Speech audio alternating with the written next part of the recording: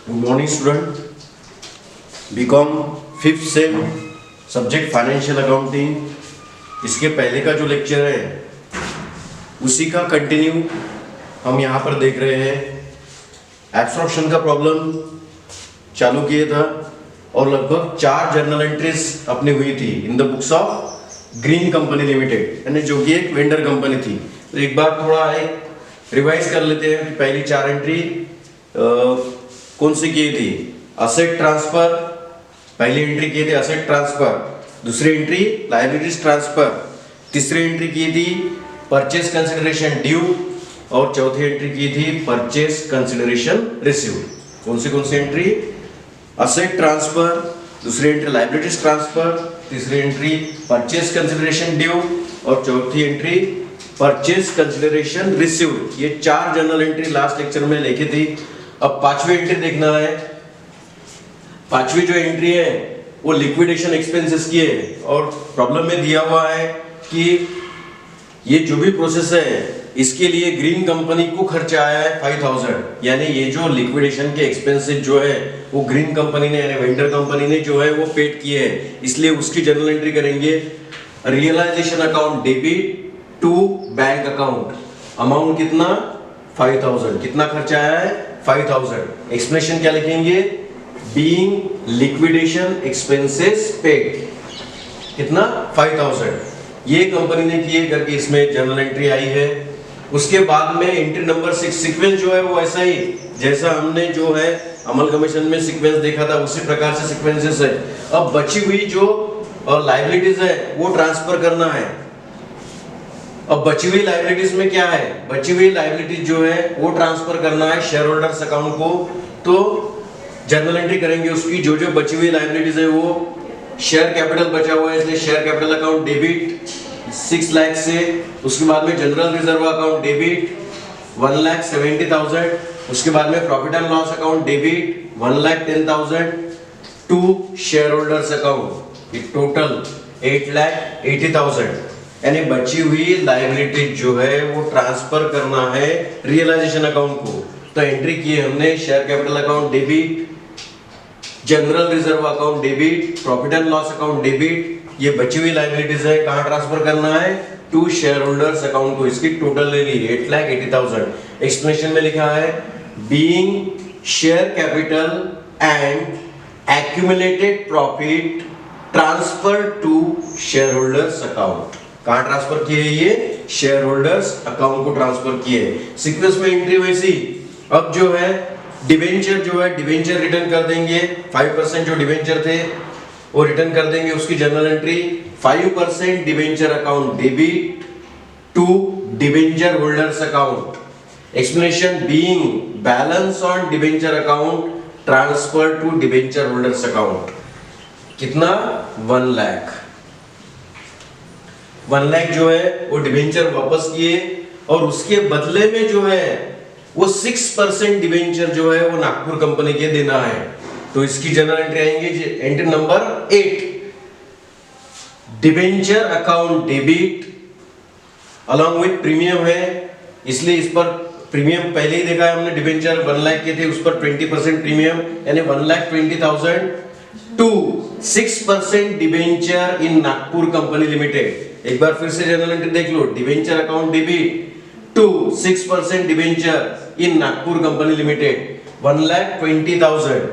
और 1 लाख के डिवेंचर थे, वो 1 लाख के बदले 20% प्रीमियम के साथ इनको नागपुर कंपनी के डिवेंचर मिल रहे हैं, इसलिए ये अमाउंट आया 1,20,000। 1,20,000 इसके पहले के लेक्चर में ही देखा है। एक्सप्लेनेशन लिखेंगे being payment to debenture holders, यानी 5% के बदले अब इनको 6% नागपुर कंपनी के डिवेंचर मिलेंगे 20% प्रीमियम के साथ में। तो वो आ गए 1,20,000, 1,20,000। अब ये प्रोसेस में क्या था, कंपनी को क्या हुआ, 1 लाख के डिवेंचर थे, अब जो रिटर्न किए हैं वो प्रीमियम के साथ किए हैं, मतलब 20% प्रीमियम के साथ 1,20,000। तो 20,000 क्या हुआ? लॉस हुआ। तो इसकी एंट्री करना है realisation account debit 20,000 to debenture holders account. Explanation being loss on payment of debenture transfer to realization account. Explanation देख लो, being debenture holders account being loss on payment of debenture transfer to realisation account.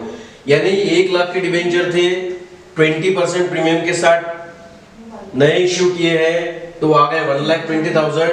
तो ये debenture की process में क्या हुआ है, 20,000 का लॉस हुआ है। तो इसकी एंट्री क्या की है, realisation account debit to debenture holders account. Explanation क्या लिखेंगे, being loss on payment of debentures transfer to realisation account. ये लॉस कहां ट्रांसफर करना है, रियलाइजेशन अकाउंट को ट्रांसफर करना है। उसके बाद में जो है एंट्री नंबर 10। अब ये पूरी जर्नल एंट्रीज, यहां तक कितनी जर्नल एंट्री हुई, 9 जर्नल एंट्रीज होने के बाद में 1-2 जर्नल एंट्रीज के लिए जगह छोड़ देंगे। You have to prepare a short realisation account. Realisation account बनाना है जैसा कि हमने पहले के प्रॉब्लम में बनाया है, तो पर्टिकुलर रुपीस और ये सभी जो है जर्नल से लेजर में ट्रांसफर करना है।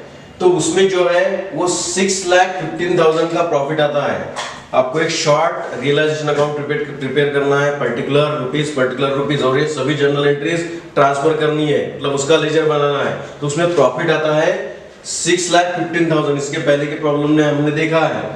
तो इसकी जर्नल एंट्री करेंगे, realisation account debit to share holders account. Explanation being profit on realisation account transfer to share holders account. कितना प्रॉफिट होता है, 6,15,000। कहां ट्रांसफर करना है, being profit on realisation account transfer to share holders account. Share holders account को वो profit transfer करना है। उसके बाद में जो है वो last entry number 11, amount distributed among the share holders की एंट्री करना है। ले शेयर होल्डर्स अकाउंट डेबिट, यहां पर एंट्री देख लो, share holders account debit to shares in Nagpur company limited. यानी नागपुर कंपनी लिमिटेड के शेयर्स कितने देने हैं, 13,50,000, 13,50,000। इसके पहले ही हमने देखा है। उसके बाद में टू बैंक अकाउंट कितना था, मतलब कैश कितनी देनी थी, 1,50,000। 1,50,000 में से जो लिक्विडेशन के एक्सपेंसेस है 5,000 वो माइनस करके तो वो कितने आते हैं, 1,45,000। टोटल 14,95,000। एक्सप्लेनेशन लिखेंगे, being bank balance and shares in Nagpur company Limited allotted to the share holders, जैसा कि पिछले प्रॉब्लम में हमने किए थे। तो जर्नल एंट्रीज का सीक्वेंस लगभग यही रहेगा। कुछ एंट्री नई हो सकती है, कुछ एंट्रीज जो है वो पुरानी हो सकती है। अब एंट्री एक बार ध्यान में ले लो। पहली एंट्री क्या किए थे, शुरुआत से ध्यान में लेंगे कि असेट ट्रांसफर, उसके बाद में लायबिलिटीज ट्रांसफर, उसके बाद में पीसी ड्यू, उसके बाद में पीसी रिसीव्ड। इसमें जो है लिक्विडेशन एक्सपेंसेस ये कंपनी ने पेड किए थे, इसलिए लिक्विडेशन एक्सपेंसेस पेड की। उसके बाद में बची हुई लायबिलिटीज ट्रांसफर, उसके बाद में balance paid to debenture holder, उसके बाद में नए डिबेंचर इश्यूड, उसके बाद में लॉस ऑन डिबेंचर, उसके बाद में रियलाइजेशन अकाउंट प्रिपेयर किया, प्रॉफिट आया, प्रॉफिट की एंट्री और अमाउंट, लास्ट एंट्री जो है amount distributed among the share holders. अब journal entries in the books of Nagpur company limited करना है, in the books of purchasing company. ये थी वेंडर कंपनी। अब परचेसिंग कंपनी के इसमें जर्नल एंट्रीज करना है, journal entries in the books of Nagpur company limited. तो इसमें दो ही एंट्री है। पहली एंट्री जो है asset and liabilities taken over from green limited. Assets और लायबिलिटीज टेकन ओवर की एंट्री करना है, ये भी हमने पहले देखा है पिछले प्रॉब्लम में। तो land building and plant account debit. अब यहां पर लेते वक्त रीवैल्यूड लेना है, जो रीवैल्यूड है डीवी प्रॉब्लम में वो। उसके बाद में stock in trade account debit 1,40,000, इसका वैल्यूएशन 1,40,000 है। डेटर्स अकाउंट 36,000 है। उसके बाद में कैश अकाउंट 56,000 है। उसके बाद में गुडविल अकाउंट, ये गुडविल कैलकुलेट किए थे, गुडविल। अब goodwill account 2,07,800। To reserve for doubtful debts account sorry to पहले क्रेडिटर्स अकाउंट, क्रेडिटर्स है 20,000, उसके बाद में to reserve for doubtful debts account जो क्रिएट किए थे 5% वो है 1,800, उसके बाद में to liquidators of Green Company Limited, यहाँ पर ग्रीन कंपनी लिमिटेड का परचेस कंसिडरेशन का अमाउंट जो हमने कैलकुलेट किया था वो है 16,20,000। यहाँ पर ध्यान में ले लो, ये जर्नल एंट्रीज किसकी कर रहे हैं हम? Journal entries in the books of Nagpur company limited, purchasing company के इसमें जर्नल एंट्रीज कर रहे हैं। पहली एंट्री किसकी है? Assets and liabilities taken over.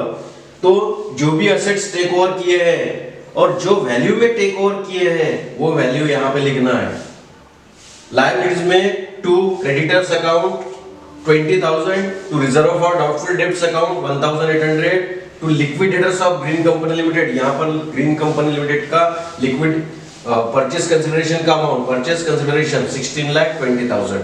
Explanation लिखेंगे being assets and liabilities taken over from Green Company limited.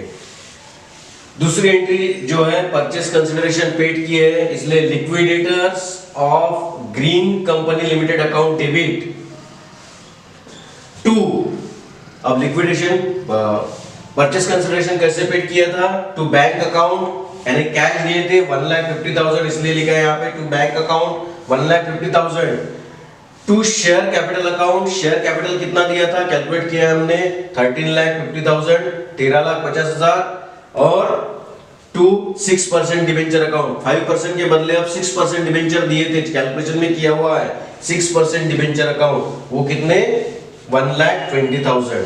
Explanation क्या लिखेंगे? Being payment of purchase consideration. दो ही एंट्री है इस केस में। दूसरी एंट्री कौन सी है? Purchase being payment of purchase consideration, PC means purchase consideration, purchase consideration paid किया। अब liquidators of Green Company Limited account debit, purchase consideration कैसे पेड किया है? टू बैंक अकाउंट, मतलब कैश दिए 1,50,000, to share capital account, share capital account कितना दिया है 13,50,000, उसके बाद में टू 6% डिवेंचर अकाउंट 1,20,000। तो being payment of purchase consideration, तो इसी सीक्वेंस में जर्नल एंट्रीज अपने को रखना है। हो सकता है कि कुछ एंट्री ये प्रॉब्लम में है, दूसरे प्रॉब्लम में नहीं रहेंगी, लेकिन 6-7 जो जर्नल एंट्रीज है वो सीक्वेंस में उसी प्रकार से है जैसा कि हमने अमलगमेशन में देखा था। तो इसमें जो दूसरा प्रॉब्लम है सेम टाइप का है, तो दूसरा प्रॉब्लम जो है आपको खुद करके देखना है और इसकी प्रैक्टिस करना है। प्रैक्टिस के बगैर कुछ भी नहीं, और पढ़ना नहीं है, लिख के देखना है और प्रैक्टिस करना है। आज के लिए इतना ही, बाकी नेक्स्ट लेक्चर में कंटिन्यू करेंगे। Thank you.